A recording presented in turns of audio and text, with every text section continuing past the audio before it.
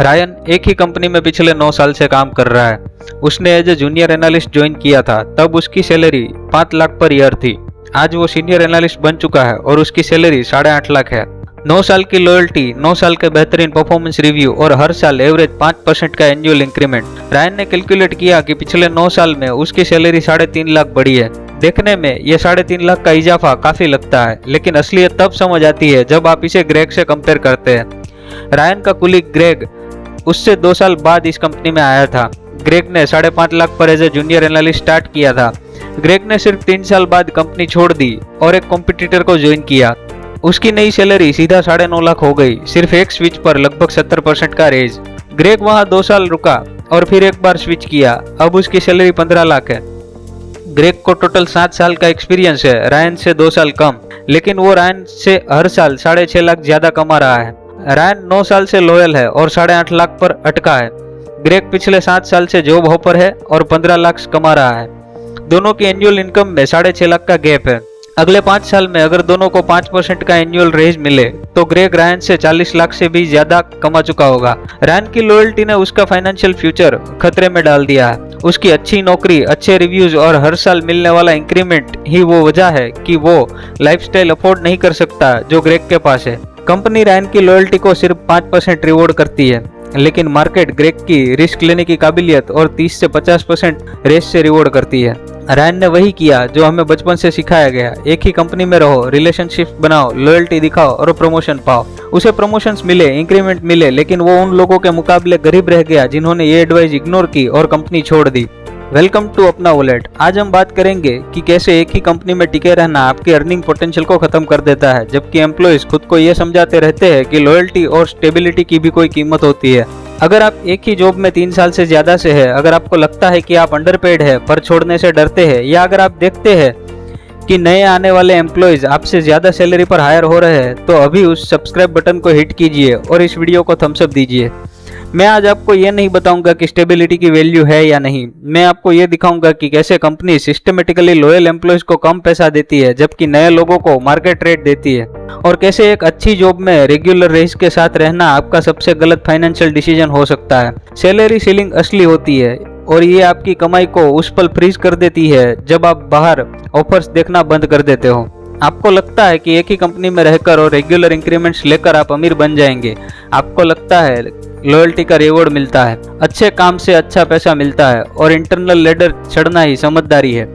ये वही है जो आपके पेरेंट्स ने कहा, जो आपका मैनेजर रिव्यू के वक्त 5% इंक्रीमेंट देकर कहता है कि you are the valued asset, लेकिन डेटा कहता है कि आपका नुकसान हो रहा है। एडीपी रिसर्च की 2023 की एक स्टडी के मुताबिक जो एम्प्लॉय एक ही कंपनी में 2 साल से ज्यादा रुकते हैं वो जॉब बदलने वालों के मुकाबले एवरेज 23% कम कमाते हैं।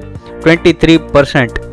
रायन 9 साल बाद 8.5 लाख कमा रहा है। अगर उसने ग्रेग की तरह हर 3 साल में जॉब बदली होती तो वो आज कम से कम 12-13 लाख कमा रहा होता। फर्क लगभग 4 लाख पर ईयर का लॉयल्टी टैक्स। वो हर साल 4 लाख की कीमत चुका रहा है उस कंपनी में रहने के लिए जो उसे सिर्फ 5% इंक्रीमेंट देती है और कहती है कि हमें आपकी कदर है।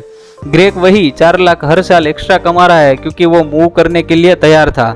मार्केट लॉयल्टी से ज्यादा स्किल्स को पे करता है। रायन जितने साल रुकेगा उसका अपॉर्चुनिटी कॉस्ट बढ़ जाएगा। इंटरनल रेट स्ट्रक्चर इस तरह बनाया जाता है कि कंपनी का खर्चा कम हो लेकिन एम्प्लॉय को लगे कि उसे रिवॉर्ड मिला है।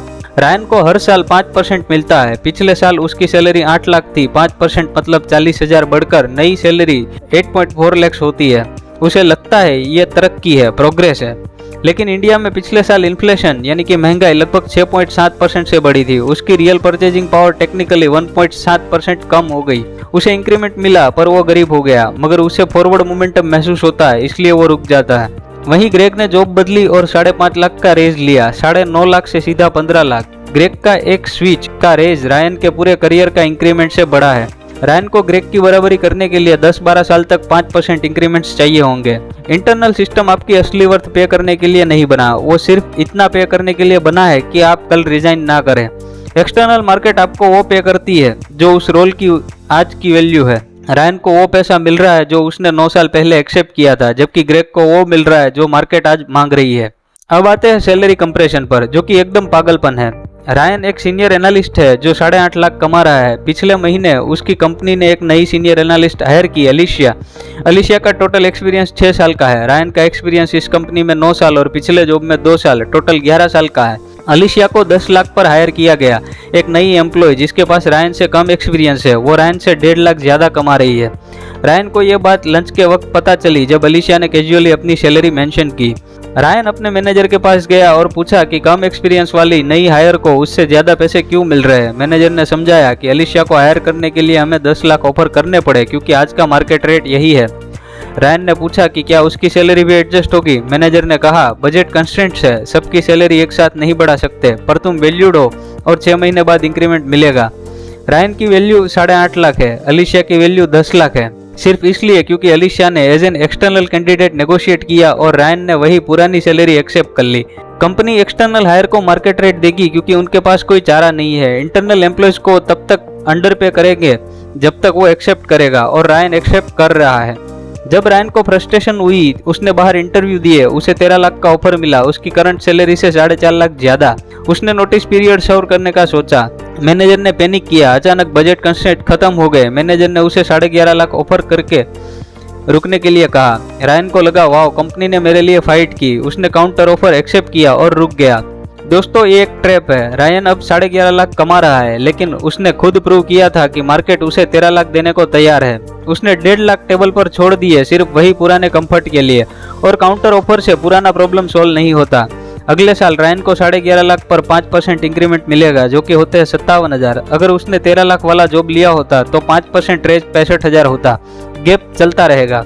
और सबसे बुरा, अब कंपनी की नज़र में रायन वो बंदा है जो छोड़ने वाला था। उसकी ट्रेजेक्टरी स्लो हो जाएगी। कंपनी को पता है कि वो थोड़े से पैसे बढ़ाने पर रुक जाता है तो उसे कभी मार्केट रेट नहीं देंगे। रायन 8.5 लाख पर है, ग्रेग 15 लाख पर, गैप 6.5 लाख पर ईयर। पर नुकसान सिर्फ ये नहीं है, रायन वो 6.5 लाख इन्वेस्ट नहीं कर रहा जो वो कमा ही नहीं रहा। अगर वो ग्रेग जितना कमाता और वो एक्स्ट्रा 6.5 लाख हर साल इन्वेस्ट करता तो 12% रिटर्न के साथ 5 साल में उसके पास 45 लाख से ज्यादा का कॉर्पस होता। रायन सिर्फ सैलरी नहीं खो रहा, वो उस सैलरी पर मिलने वाला कंपाउंड इंटरेस्ट भी खो रहा है जो उसके रिटायरमेंट को सिक्योर कर सकता था। ओवर 20 ईयर्स रायन और ग्रेग की कमाई का फर्क सिर्फ कुछ लाख नहीं, करोड़ों में होगा। रायन 40 साल काम करेगा और ग्रेग से बहुत छोटा रिटायरमेंट फंड लेकर जाएगा, सिर्फ इसलिए क्योंकि ग्रेग जॉब बदलने को तैयार था और रायन नहीं।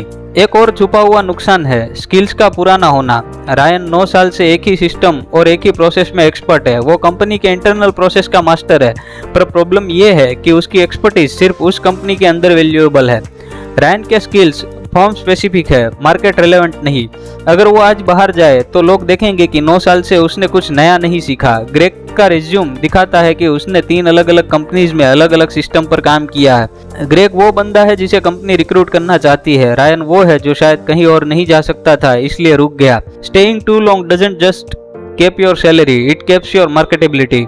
रायन को नए ऑफिस से डर लगता है, नए लोग, नए पॉलिटिक्स, नए रूल्स। उसे सेफ्टी पसंद है। वो इस सेफ्टी के लिए हर साल लाखों रुपए भर रहा है। ये है कंफर्ट टैक्स। लोग 80,000 का फोन खरीदने से पहले सोचते हैं, पर वो 6-7 लाख का साल का खर्चा कर रहे हैं सिर्फ इसलिए ताकि उन्हें नए ऑफिस का डिस्कम्फर्ट ना झेलना पड़े। असली रिस्क जॉब बदलना नहीं है, असली रिस्क वहाँ रुके रहना है जहाँ आपको अंडर पे किया जा रहा है। मैनेजर आपका दोस्त नहीं है। मैनेजर का काम है कम से कम बजट में ज्यादा से ज्यादा काम निकालना। आपको वैल्यूड कहना फ्री है, पर आपकी सैलरी मार्केट रेट पर लाना बजट खराब करता है। मैनेजर हमेशा पहला ऑप्शन चुनेगा। अगर आप रायन है या 3 साल से एक ही जगह है तो ये कीजिए, मार्केट वैल्यू जानिए, बाहर इंटरव्यू दीजिए, ऑफर लेटर हाथ में लीजिए। जब तक आपको पता नहीं है कि बाहर क्या मिल रहा है आप नेगोशिएट नहीं कर सकते। दूसरा है 20% रूल। अगर बाहर 20-30% ज्यादा मिल रहा है तो निकल जाइए, काउंटर ऑफर मत लीजिए। जो कंपनी आपको छोड़ने की धमकी पर पैसे बढ़ाती है वो आपकी इज्जत नहीं करती, सिर्फ अपना काम निकलवा रही है। तीसरा है हर 2-3 साल में स्विच। जॉब होपिंग को गुनाह मत समझिए, इन्फ्लेशन और मार्केट ग्रोथ को बीट करने की एकमात्र स्ट्रेटेजी है। चौथा है स्किल्स को मार्केटेबल रखिए। सिर्फ कंपनी के इंटरनल सॉफ्टवेयर मत सीखिए, वो सीखिए जो पूरी इंडस्ट्री में चल रहा है। पांचवा है डोंट गेट कंफर्टेबल। अगर काउंटर ऑफर लेकर रुक भी गए तो अगले 12 महीने में फिर से मार्केट चेक कीजिए। कंफर्ट जोन करियर का मौत का कुआं है।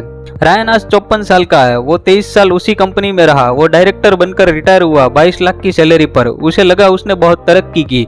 ग्रेग 5 अलग कंपनी से होता हुआ वीपी बनकर रिटायर हुआ।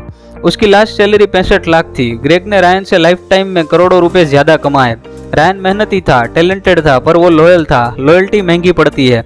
अगर 5% के इंक्रीमेंट से खुश रह सकते हैं या आप रिकॉग्नाइज कर सकते हैं कि मार्केट रिक्रूट करने वालों को ज्यादा पे करती है और ट्रैप्ड लोगों को कम।